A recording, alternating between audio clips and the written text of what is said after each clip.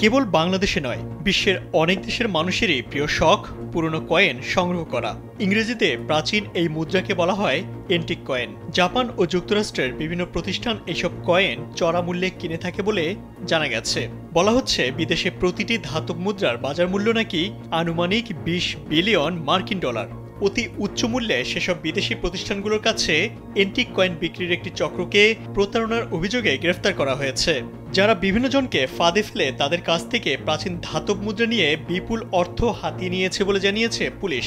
শুক্রবার ঢাকা মহানগর পুলিশের মিডিয়া সেন্টারে আয়োজিত সংবাদ সম্মেলনে জানানো হয়, প্রতারক চক্রের 4 জনকে গ্রেফতার করেছে তারা।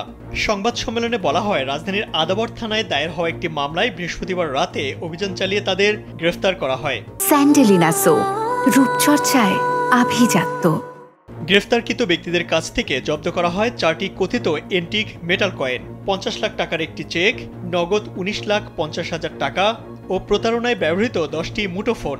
জানা যায়, ভুক্তভোগী মিজানুর রহমানের সাথে প্রথমে পরিচয় হয় অভিযুক্ত ইফতেখারের।